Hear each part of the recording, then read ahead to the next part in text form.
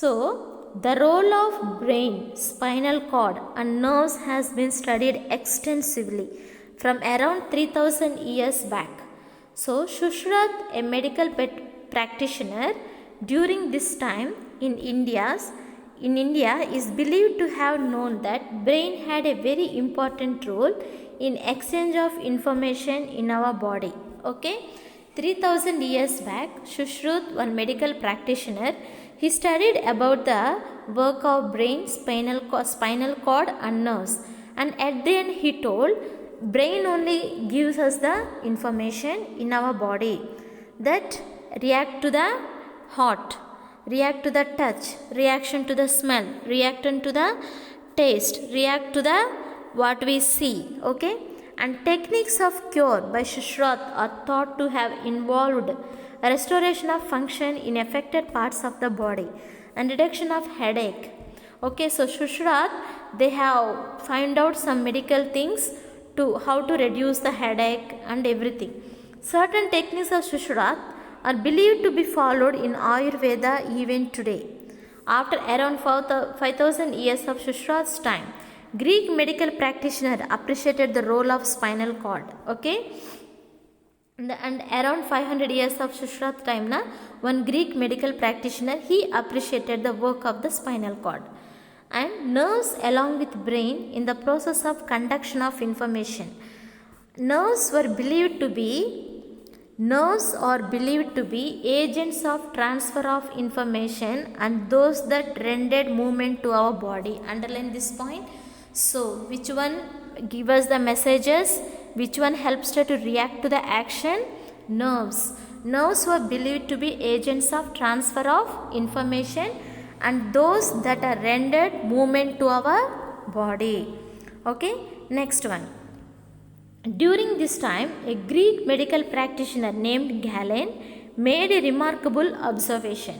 While treating a patient, the patient had been injured near the neck and lost sensation in his hand. Okay, one patient, he got wound. Injured means he got wounds near the neck, but he lost sensation in his whole hand. Lost sensation means what? When we hold his hand also, he don't know that we are touching him in his hand. So he got the wound in the neck, but how can he lose the sensation in the hand? Okay, so yet the functional ability of the hand was not lost. So he is able to do work with the hand, but he don't know if he touch with his hand, he don't know it is hot and it is cold, it is soft, it is rough. He is unable to know, but he can work with that hand, but he lost the sensation. Thus, Galen concluded that there must be two pathways of flow of information in our bodies, one for sensations and other for reactions.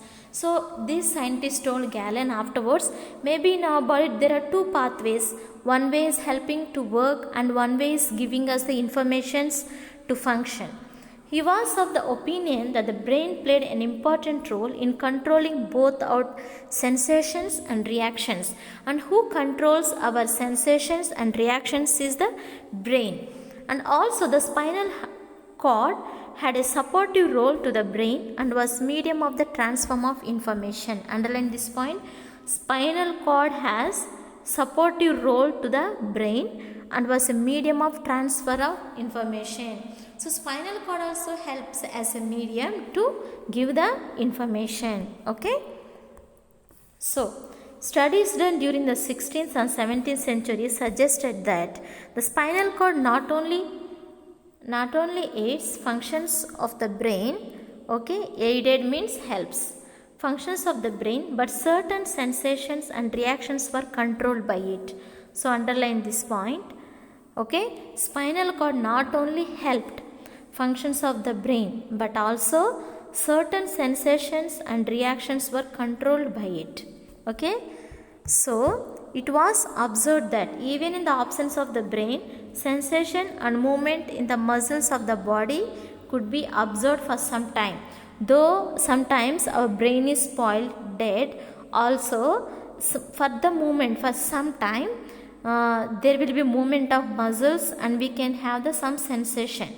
Why? Because not only the brain, spinal cord also controls our actions and reactions and sensations.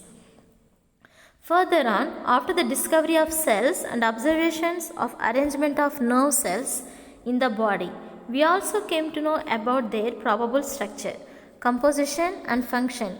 Camillo Golgi, who had discovered the Golgi body, and such one. We have studied na chameleon Golgi, he discovered the Golgi body. You remembered about the Golgi bodies? Yes. It is present where? It is present in the cell. And such one, who what he did? He studied about the cell theory. He was one of the proponents of cell theory, had independently studied the nerve cell. So Golgi and such one, they studied about the nerve cells and the distribution in our body. Golgi bodies were observed first in the nerve cell. So when they studied about the nerve cell, what they studied first means Golgi body. They found out the Golgi body is present in that.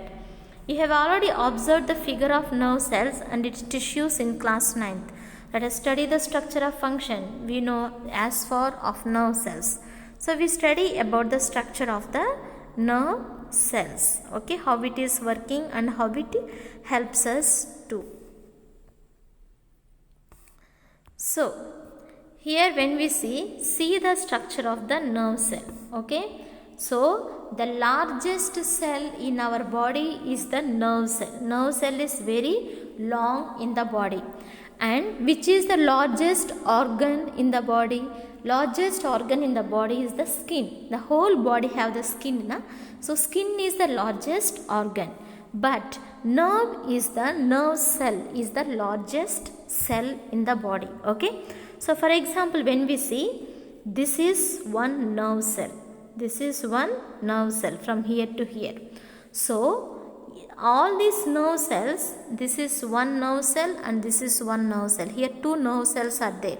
So like this, from brain to the feet, toes, the leg fingers, how do we call in English? Toes, na?